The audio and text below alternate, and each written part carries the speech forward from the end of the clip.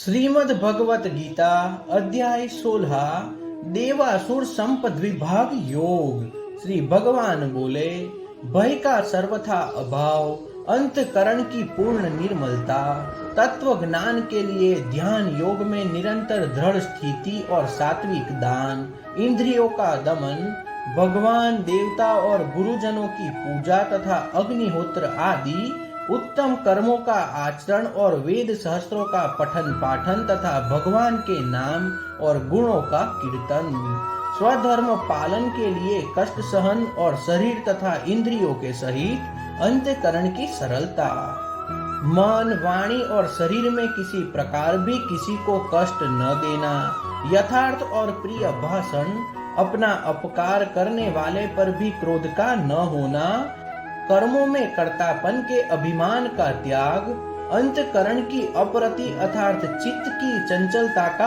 अभाव, किसी की निंदा न करना, सब भूतों प्राणियों में हेतु रहित दया, इंद्रियों का विषयों के साथ संयोग होने पर भी उनमें आसक्ति का न होना, कोमलता, लोग और शास्त्र से विरुद्ध आचरण में लज्जा और व्यर्थ चेष्टाओं का अभाव, तेज, क्षमा, धैर्य, बाहर की शुद्धि तथा किसी भी शत्रु भाव का न होना और अपने में पूज्यता के अभिमान का अभाव, ये सब तो है अर्जुन देवी संपदा को लेकर उत्पन्न हुए पुरुष के लक्षण है। हे पार्थ, दंभ, घमंड और अभिमान तथा क्रोध, कठोरता और अज्ञान भी ये सब आसुरी संपदा को लेकर उत्पन्न हुए पुरुष के लक्षण है। देवी संपदा मुक्ति के लिए और आसुरी संपदा बांधने के लिए मानी गई है। इसलिए हे अर्जुन, तू शोक मत कर, क्योंकि तू देवी संपदा को लेकर उत्पन्न हुआ है। हे अर्जुन, इस लोक में भूतों की सृष्टि यानी मनुष्य समुदाय दो ही प्रकार का है, एक तो देवी प्रकृति वाला और दूसरा आसुरी प्रकृति वाला। उनमें से देवी प्रकृति वाला तो विस्तार पूर्वक कहा गया, अब तू आसुरी प्रकृति वाले मनुष्य समुदाय को भी विस्तार पूर्वक मुझसे सुन। आसुर स्वभाव वाले मनुष्य प्रवृत्ति और निवृत्ति इन दोनों को ही नहीं जानते, इसलिए उनमें न तो बाहर भीतर की शुद्धि है, न श्रेष्ठ आचरण है और न सत्य भाषण ही है।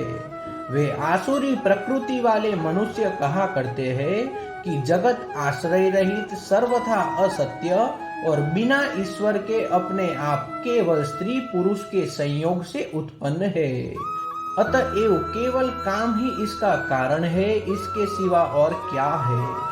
इस मिथ्या ज्ञान को अवलंबन करके जिनका स्वभाव नष्ट हो गया है तथा जिनकी बुद्धि मंद है, वे सबका अपकार करने वाले कुकर्मी मनुष्य केवल जगत के नाश के लिए ही समर्थ होते हैं। वे दंभ, मान और मद से युक्त मनुष्य किसी प्रकार भी पूर्ण न होने वाली कामनाओं का आश्रय लेकर अज्ञान से मिथ्या सिद्धांतों को ग्रहण करके और भ्रष्ट आचरणों को धारण करके संसार में विचरते हैं, तथा वे मृत्यु पर्यंत रहने वाली असंख्य चिंताओं का आश्रय लेने वाले, विषय भोगों के भोगने में तत्पर रहने वाले और इतना ही सुख है इस प्रकार मानने वाले होते हैं। वे आशा की सैकड़ों फांसियों में बंधे हुए मनुष्य काम क्रोध के परायण होकर विषय भोगों के लिए अन्याय पूर्वक धनादि पदार्थों का संग्रह करने के लिए चेष्टा करते हैं।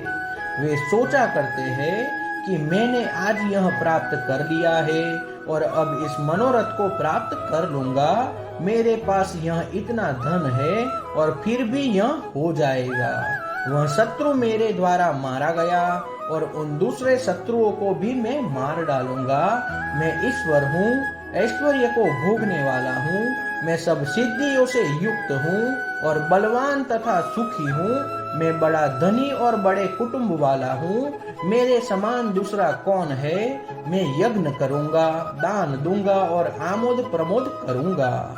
इस प्रकार अज्ञान से मोहित रहने वाले तथा अनेक प्रकार से भ्रमित चित्त वाले, मोहरूप जाल से समावृत और विषय भोगों में अत्यंत आसक्त आसुर लोग महान अपवित्र नरक में गिरते हैं। वे अपने आप को ही श्रेष्ठ मानने वाले घमंडी पुरुष धन और मान के मद से युक्त होकर केवल नाम मात्र के यज्ञों द्वारा पाखंड से शास्त्र विधि रहित यजन करते हैं। वे अहंकार, बल, घमंड, कामना और क्रोधादि के परायण और दूसरों की निंदा करने वाले पुरुष अपने और दूसरों के शरीर में स्थित मुझ अंतर्यामी से द्वेष करने वाले होते हैं।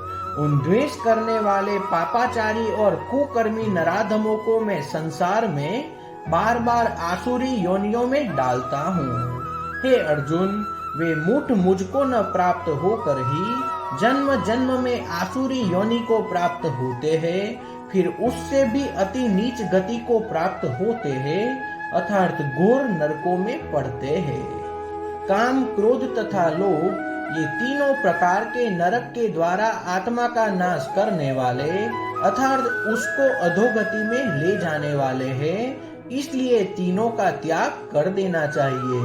हे अर्जुन, इन तीनों नरक के द्वारों से मुक्त पुरुष अपने कल्याण का आचरण करता है, इससे वह परम गति को जाता है अर्थात मुझको प्राप्त हो जाता है। जो पुरुष शास्त्र विधि को त्याग कर अपनी इच्छा से मन माना आचरण करता है, वह न सिद्धि को प्राप्त होता है, न परम गति को और न सुख को ही। इससे तेरे लिए इस कर्तव्य और अकर्तव्य की व्यवस्था में शास्त्र ही प्रमाण है, ऐसा जानकर तू शास्त्र विधि से नियत कर्म ही करने योग्य है। तो इस प्रकार उपनिषद, ब्रह्म विद्या तथा योग शास्त्र रूप श्रीमद् भगवत गीता के श्री कृष्ण अर्जुन संवाद में देवासुर संपत्ति भाग योग नामक 16वां अध्याय समाप्त हुआ। श्री कृष्ण कन्हैया लाल की जय।